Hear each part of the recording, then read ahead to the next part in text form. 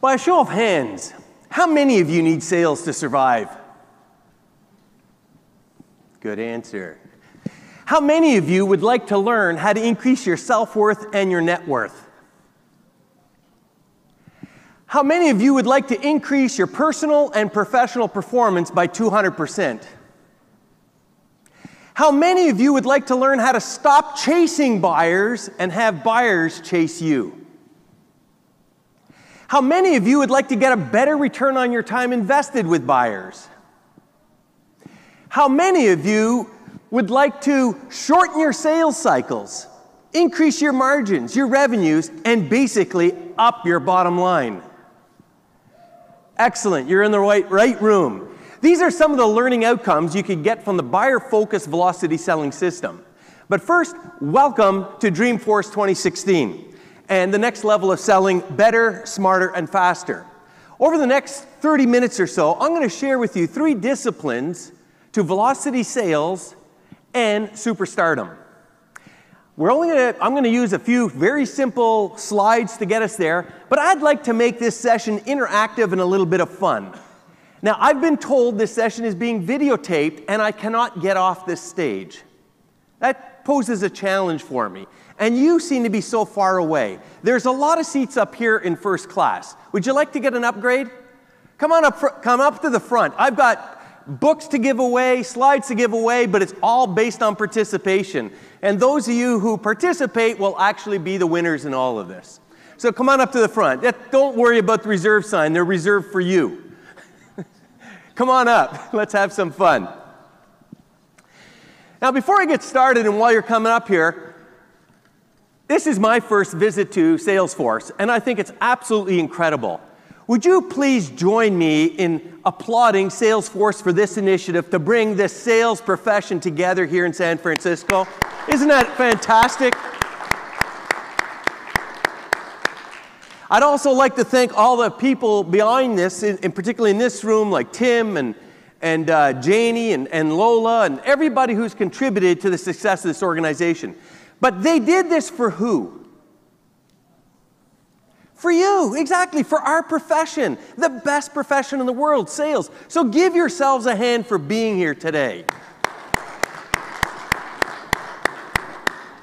I also like to thank Dan for his insight. I think you did an extremely good job there. And you know, when you manage your numbers, it makes a whole different game. So thank you, Dan, for that. All right, let's talk about sales a bit. Oh, I'm so tempted to jump off the stage because that's usually where I like to speak, is in the audience where we can interact and have some fun, but I'll try to be disciplined and stay here. Sales, as you know, is one of the oldest professions in history. It has been the least respected of all professions. Yet, I believe that is the best profession of all.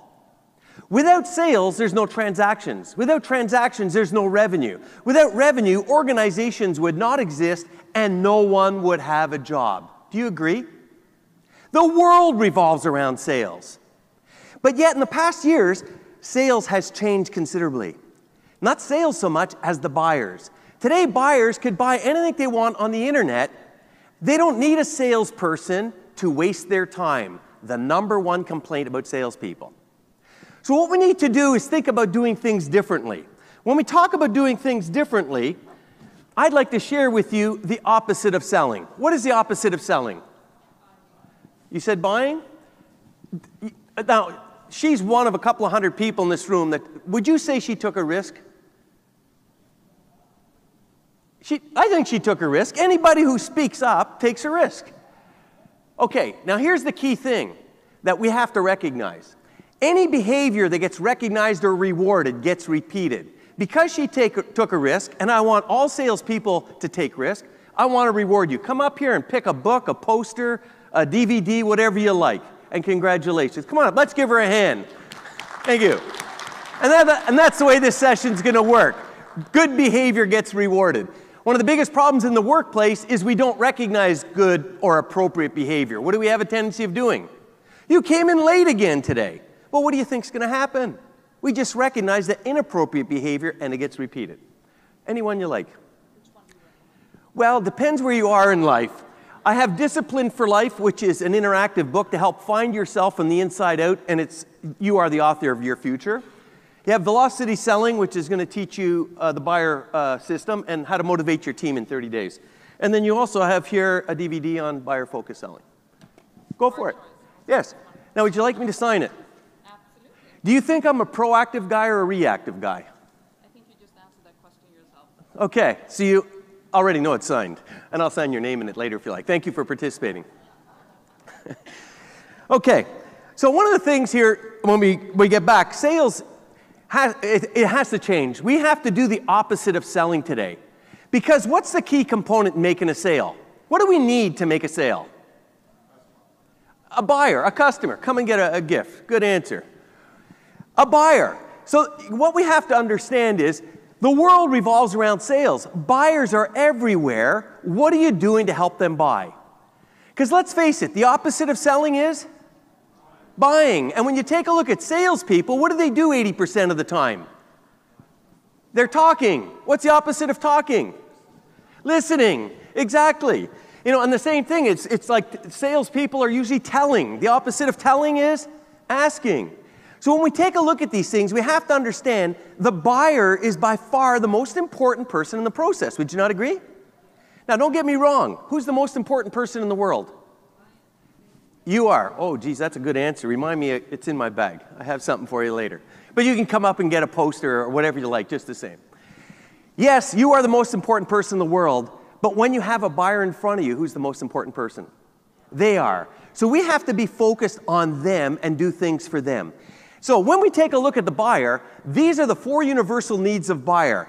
Any ideas what buyers are always looking for? And there's 4 every buyer in the world. Now, I can prove this to you. I have trained the system in over 49 countries using Singapore and Dubai as my hubs for the last 20 years. I understand the various cultures, and one thing you could find as you travel the world, we're all the same. You could talk B2B, you could talk B2C. There's only one language that I talk, and that's H to H, human being to human being, and that's really what sales is all about, is it not?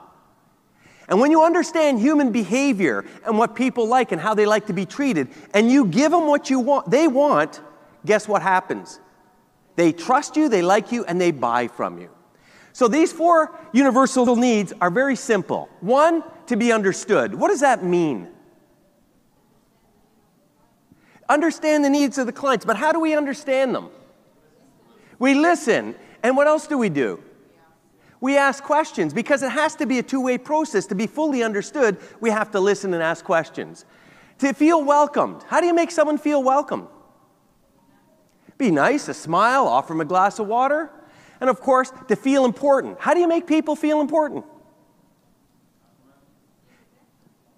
You deserve you should be coming up here and getting something you're working on. Now, as you give answers, I'm willing to let you come up and enjoy yourselves here. Yes, to feel important, use their names, listen to them. These are things that matter. And of course, to feel comfortable. Now, if you go in and you're pitching, are you understanding them? Are you making them feel comfortable? You see, you were doing the opposite. These are 4 simple steps that buyers are looking for. You're all buyers. These are all things you want, is it not? Let's put ourselves in buyers' shoes and demonstrate that in our behaviors on a daily basis. Now, when we take a look at this, we're going to work this down into the 3 disciplines, and I'm going to expand on each as we go forward as we look at them. The first discipline is buyer-focused. What does buyer-focused mean to you? Focusing on the buyer, obviously, but what is that? In which way? Let's put it this way. Does it have anything to do with you, your commission, your time, your objective, or your boss's objective? Anything to do with your brand, your benefits, your features? None of that stuff. It is not about you or your brand. That is traditional sales, and traditional sales no longer work. Today, you have to be buyer-focused. It's all about the buyer, giving them what they want. One of the techniques I'm sure you've heard about mirroring and matching and building rapport. You know, so if you're sitting like that and I sit like you, you're going to feel comfortable. Then you're going to look at me and say, hey, this guy's just like me. We have to be cognizant of it, and we have to demonstrate these behaviors constantly. It has to become a habit, an effective habit. So being buyer-focused is your first point of it. To go in on a sales call, whose objective is more important, yours or the buyer's? Always theirs. So one of the things we do in the system is we start with building rapport. What's rapport? It's all about building trust. How do you build trust? You ask questions, you get the buyer talking. The more they talk, the more you listen, the more you learn, the more they like you, the more they trust you. How do you know when you have rapport? When the buyer doesn't shut up. In other words, they're so comfortable with you that they're talking. And then what you have to do is you have to interject what we call a next step. Step 2 in the system is called setting the parameters. Now, if someone could just come up, I'd like to role play with you. Would you mind? And you could walk away with the book. Yeah, I guess you're going to have to come up on stage. So let's say we've been talking for 5 or 10 minutes. I've been asking him a lot of questions. He's been going away, very open. And your name is?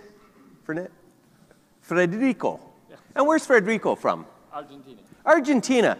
By the way, let's welcome Federico from Argentina, the people from Romania, the people from the Middle East, the people. I met so many people from outside America here today. It's so great to see such a diverse group of people from all over the world come in. So you've been talking a lot, we've got rapport. And then I interject. And this is probably one of the most important steps to learn to shorten your sales cycle and change the whole scenario of the call. Now, I'm just going to walk through it. By the way, he's talking away. Oh, by the way, Federico, how much time do you set aside for our meeting today? Half an hour. Half an hour. And what is it you'd like to accomplish in the next half an hour? I'm the buyer. Yes, you're the buyer. To understand your proposal and get a discount. Okay, and I'd like to learn a little bit about you and your business. Is it okay if we ask each other questions? Okay, yeah. Do you mind if I take some notes? No, it's fine. Okay, and by the way, Federico, I can't solve the world's problems. And I may not be able to help you. If I can't help you, is it okay if I be honest with you and just say no? Okay. And if I can, I'll be yes. Okay. Would you be willing to do the same? Yeah. You work on yes, no answers? Yeah. Because really when people say think it over, it means no and it ends up wasting your time. And the last thing I want to do today is waste your time. Do you want to ask the first question or would you like me to? Oh, sorry. Okay. You. Okay. Now let's go through this step by step. Thank you, Federico. Let's give him a hand. Take whatever you like. Take a book or whatever you like with you. Let's go through the process. Why is time? Why did I ask how much time do you set aside for our meeting? Whose time is most important? Buyers. Is their time most important? So he said he has 30 minutes. If I need 30 minutes and I think I can make a transaction in 30 minutes, that's great. If he says 15 minutes, obviously I'm going to have to adjust some things. And I'm going to show you the 4 positive outcomes from a sales call very shortly. So first is time. Next thing I asked was whose objective? His objective. Then I moved my objective in, which was really to determine to ask each other questions, to determine if there's an opportunity to do business or not. Right? I got permission to ask questions, permission to take notes. Why do we do that? If you don't ask permission, it's kind of rude, isn't it? And it's going to be offensive. So what I did is I put him at ease here. We call these setting the ground rules or setting the parameters. And then, of course, what did I get him comfortable with saying? No. Is it fair to say, what have salespeople been going after all their career? What have we been taught to go for? Go for yes. We think we could sell everybody. And if you didn't get 10 yeses today, your manager's all over you. How stupid is that? You can't solve the world's problems, can you? If you know how many no's you got to get through to a yes, that's a good sign. But what I want to do is I want to make them feel comfortable for no, because let me ask you a question. Who should be in control of the sales process, you or the buyer? Obviously, the salesperson should be. But who is in control of the sales process most of the time? The buyer. Exactly, because who's getting rejected? The salesperson or the buyer? The salesperson's getting rejected. You see, as sales professionals, is it not our job to make the buyer feel comfortable so that we could qualify them? And if they're not qualified, is it not our job to reject them while maintaining a relationship with them for future opportunities? We have to qualify them. So I want to make them feel comfortable, but no, because if they're not qualified, I want to tell them no. So once we set the parameters, we go through the next stage, and this is where we get into the second part of the disciplines that we need to master. That is buyer engagement. Now, what does buyer engagement mean to you? Sorry? Create a? Okay, create a way with the client to make them feel comfortable. Okay. But what does engagement mean? What do we need to do? What communication skill do we need to master to have buyer engagement? How, active listening, how did I engage all of you in the first minute of my talk? Asking questions. So let me ask you a question. Do we have the right to ask? Why don't people ask? Is it fear? Fear of rejection? Fear of no? Come on, if you don't ask, in Asia they have this saying, I don't want to lose face. Well, if you don't ask, you're losing face to yourself. If you don't ask, what's the answer? You don't get. If you have the courage to ask, what are the odds of getting a positive response? 50-50, right? And if you got a no, did you lose anything? You can't lose something you never had. So you're not better off asking than not asking? Come on, this comes out of ancient times, over 2,000 years. The word ask is such an important word, A-S-K. And you know the answer to this. A stands for ask. What happens when you ask? You will receive. S is seek, and you will find. Knock, and the door will be open. But I like to go back to the very beginning. When was the last time you sat in front of the mirror and asked the most important person in the world, what do you want out of life? What do you want to be? What do you want to do? What do you want to have? Because only when you know what you want can you go seeking. And when you go seeking, the doors of opportunity come right in front of you. And all you got to do then is have the courage to knock or ask. You don't knock, you don't get. You don't ask, you don't get. So buyer engagement is by far one of the most important steps here. It's all about asking questions. Now, what we're going to do towards the end of the session is we're going to give you the opportunity to scan your cards so that you can get free access to our online sales training, which will take you in depth in each of these areas.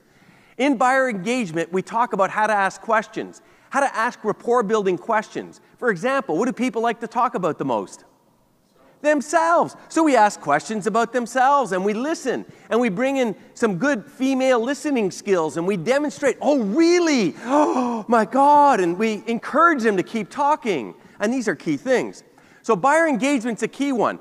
Now, why do we ask questions? Anybody, give me an answer to why we ask questions. To get answers, to learn. I could tell you I've done this so many times in so many countries in the world where we put groups of people together and say the team that comes up with the longest list of reasons why we ask questions, everybody on that team wins a book. That's phase one. We go through them all, the top 3, the longest list. None of them get the one word I'm looking for. Build rapport, strategize, still not it. So the second thing I do is I pull out a deck of cards and I get 3 volunteers to come up to the front. And we get someone to pick a card, which I see, and then I get them up here on a flip chart and I ask them questions. And I narrow it down and that person ends up picking the card. And what I just did was demonstrate I had to help them discover the card that I picked. Then I asked the audience, or asked the person that was answering the questions, did you feel comfortable? Did you feel in control? And they said yes. And then I turned to the audience and I say, who was really in control? And they said, you were. And I said, why was I in control? And the answer is because I was asking the questions. One of the things salespeople need to learn is your job is not to talk. We have a 70-30 rule. 70% of the time you should be listening. 30% of the time you should be asking questions. 70 and 30 equals 100. There's no room for talking. When a client asks you a question, we teach salespeople not to answer questions. You could either respect it, repeat it, reverse it, or you give a brief answer and end your statement with a question. The person asking the questions is the person that's in control. The person answering the questions thinks they're in control. So the next time a buyer asks you a question and you start answering them, bite your tongue and realize that you are out of control. Get yourself back in control by staying in control of the sales process with asking questions. Now, there's another important part here, a third step that we have to understand and do, and that's called buyer empowerment. One of the things about salespeople is our language. It has to be cleaned up like no other profession. You use the word convince. Can you convince people to do anything? Come on. That's so bad and so old, it's pushy, it's stale. What's the opposite of convincing? Engaging. Rather than convince, engage. You want to convince your kids to do something? You'll never convince them. Engage them into the solution so that it's their idea. That's the power of asking questions. And here's a great exercise for you to do. I want you to take a piece of paper, write down all your solutions. Now, why do people buy? Is it emotional or intellectual? Emotional, exactly. Now, there are two emotions out there. There's pain and pleasure. No pain, no gain. We're either selling, removing pain or gaining pleasure. So, first thing, write all your solutions.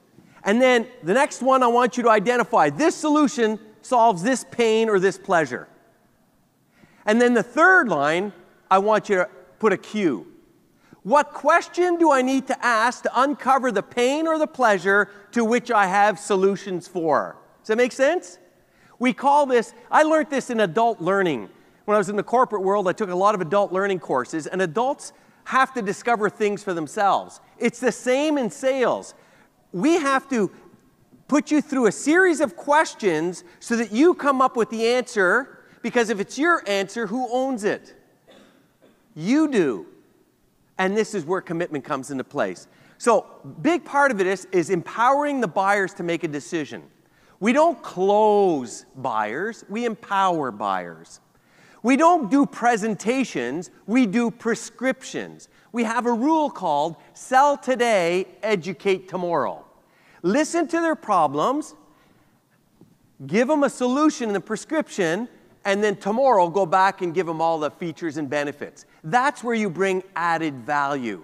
The biggest problem with salespeople today is you go in and you give them all the value up front, and half of it they don't even care about. But if you sell them the car just on safety, and then when they come to pick up the car, and you then tell them about the heated seats and the mirrors and all the other features and benefits, then they go, wow, wow, wow, wow. And that's what buyers are looking for, that wow factor. So buyer empowerment's another important part. Now, whoops, I went the wrong way. The next thing we need to do is, let me share a little bit of 4 positive outcomes to a sales call, because a lot of people go out there, and when you go on a sales call, what are you really looking for? Sorry? Information and decisions, exactly. A lot of people go out on a sales call to make a sale. I say, change your attitude, because that's written across your face, and buyers are pretty good at reading salespeople. As a matter of fact, the minute you come in, their barriers go up. What I did earlier, I helped the barriers go down by saying, I may not solve the world's problems, and I may not be able to help you. If I can't, is it okay if I say no? Here's the thing. When you take a look at this, we're going in to make a sale. That's a positive outcome. We get an order, it's a yes. Would you agree that's a positive outcome? That's what we've all been really aiming for. If you don't get a yes, what's another positive outcome? A no. Good answer. You deserve a book. Come and get one. A no. Can you take a no? But here's the thing. Who should be saying no? You or the buyer? You should be.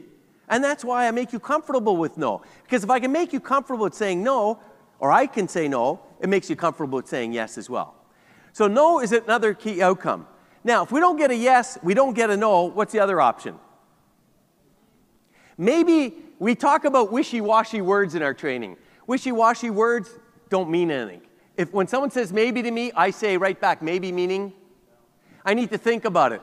I can understand you wanting to think about it. What is it in particular you want to think about? You have to go deep. You can't accept somebody's first answer. As a matter of fact, we have a rule called the rule of 3+. You never accept someone's first answer. Let me demonstrate it. Why do you go to work? What answer do you think I get all over the world? Money. Money to do what?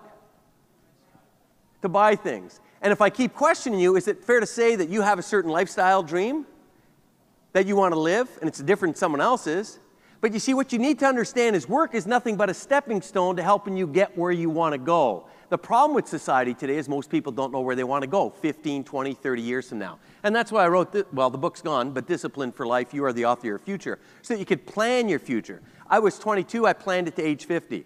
I'm now 64. At age 50, I surpassed all my goals.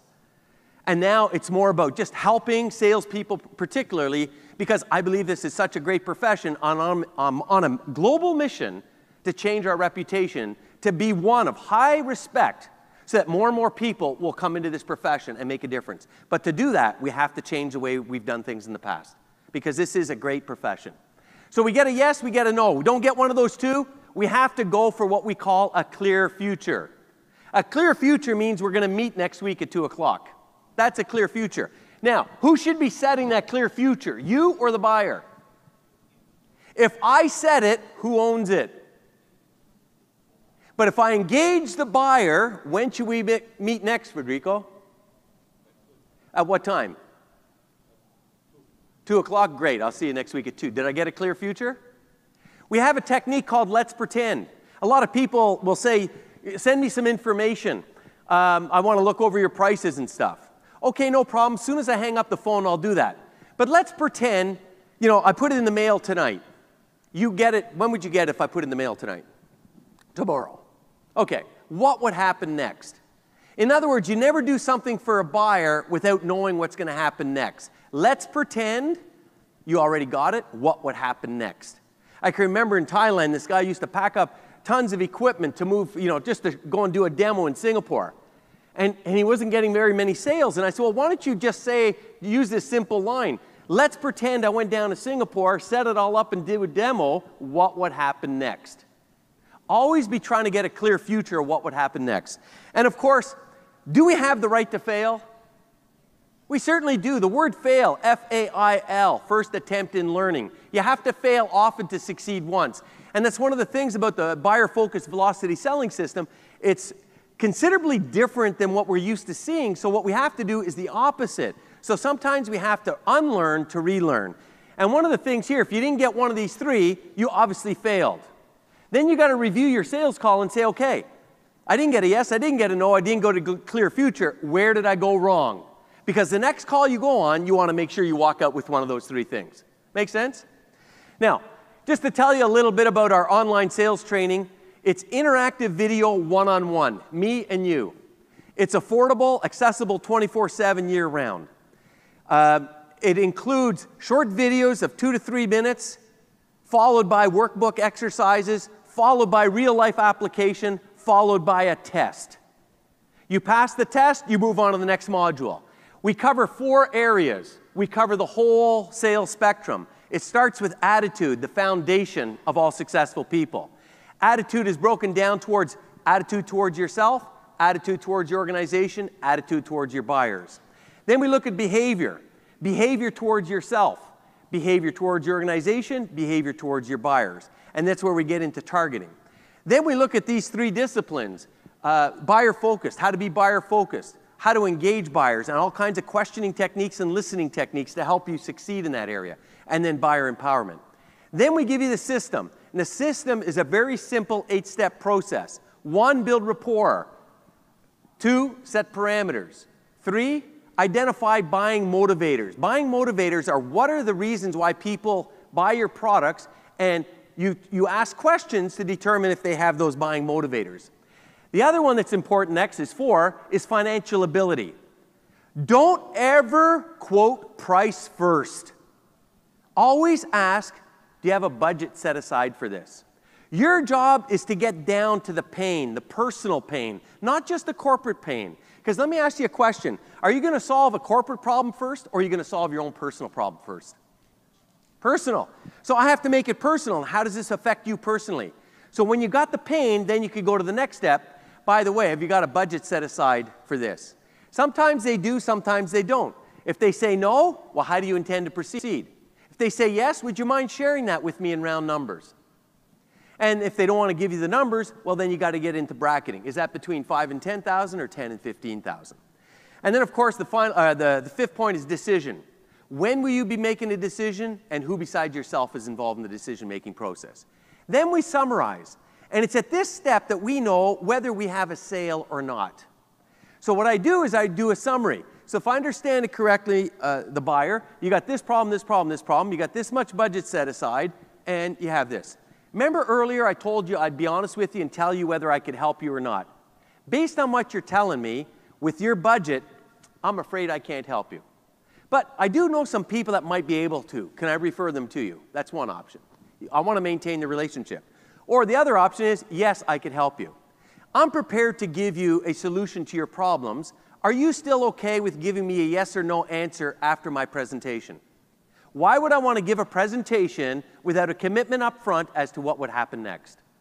And then I don't give them a presentation, I give them a prescription. I give them solutions specific to their problems within their area. Sell today, educate tomorrow. And then, of course, we empower them to buy. And a way of demonstrating that would be something as simple as this. On a scale of 0 to 10, this last 20 minutes was a complete waste of time, 0. 10, you got some value out of the last 20 minutes. How would you rate our session so far? If people say 6 or less, you got to take the blame. Where did I go wrong? Because obviously you missed something. You didn't listen. 7, 8, or 9, you could say, what's it going to take to get you to a 10? And then you can reply accordingly. If they say 9, you could say, is it fair to say you really work on a scale of 0 to 9 and 10 doesn't exist? And they laughed. And then all you have to say next is, what would you like me to do next? And let them say, here's a purchase order, or where do you want me to sign? And that's how you empower buyers to buy. And then the last and final step is to wow them, like I said earlier, to give the added value following the sale, to thank them, added value, and then maintain the relationship, because they will become your secondary sales force, and they're going to start sending you leads, and the word of mouth will expand from there.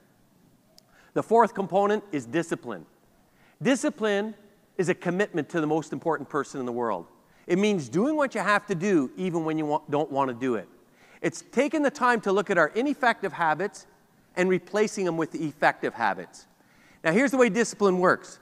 I'd like you to think about this. What's your most productive time of your day? Early morning. I used to get up at 7 o'clock in the morning and have a cup of coffee. When I realized I was a morning person, I started to get up at 6 o'clock in the morning. 6 to 7 became Bob time. Bob did something for Bob to help Bob get where Bob wants to go. Well, now, any behavior that gets recognized or rewarded gets repeated. So you make sure you add a reward at the end of that time. At 7 o'clock, what was my reward? My first cup of coffee. Because I earned it, how much more did you think I enjoyed it? And as I drank that cup of coffee, I gave gratitude for the fact that I could have a cup of coffee when there's millions of people in this world that can't get a clean glass of water. Are we ever fortunate? 7, 8 o'clock exercise. 8 o'clock rewards breakfast. 8 to 9 o'clock, get ready. I go do a seminar at 9 o'clock. How do you think I'm going to perform? The bottom line is this. How can you give something to somebody else if you don't have it inside to give away? And that's why it's so important for you to have discipline. So we take attitude, behavior, competencies, and we do disciplines. Daily disciplines, things you need to do on a daily basis. We do weekly disciplines, monthly disciplines, and annual disciplines. And of course, attach rewards to them all. And that's really what's going to make a difference. So when you leave, you could scan for free access to the online sales training. It's a lot of information. It's there for you to use. There's workbooks, there's references. Like I say, there's real life applications and testing as well. And one of the things we're going to do is we're also going to draw 2 lucky attendees who will have free access for 1 year. So feel free to scan and take it from there. Any questions from anybody? If you don't ask, you don't get. You want me to tell you a story about my watch? Walking by a Rolex store in Singapore. Rolex is there. My heart says, Bob, go and ask for a watch. I go, the door's locked. A couple of weeks later, I'm back. I go, the door's open. I said, who's responsible for sales here? And they say, that's Alex upstairs. I go upstairs, and I ask the receptionist, can I meet with Alex? Well, he's busy right now. I said, it's okay, I'll wait. He came out in about 10 minutes. He says, how can I help you? I said, I'd like to get a Rolex watch, somewhere around $5,000, $6,000. He said, well, we sell them downstairs. And I said, no, I don't want to buy one. He says, what, you think I'm going to give you one? I said, of course. And then I explained to him what I did for a living, and we did a little barter. I have had more toys that way. Bombardier, airline, Emirates Airlines. If you've flown Emirates Airlines, business class tickets. It's amazing in sales, we have so much value that we could give people that people are willing to give us stuff in return. And that's where this profession has to go. You have to bring so much value to your clients, to your buyers, that they are willing to pay to have you sit in front of them. Last call on questions. If not, allow me to leave you with a quote from Theodore Roosevelt. And this quote, I think, sums up the whole velocity, the buyer-focused velocity selling system, and also sums up what sales is all about. Nobody cares how much you know until they know how much you care. So go out there, show you care, be buyer-focused, engage buyers in the discussion, stay in control, and certainly give them that empowerment. Thank you for your time.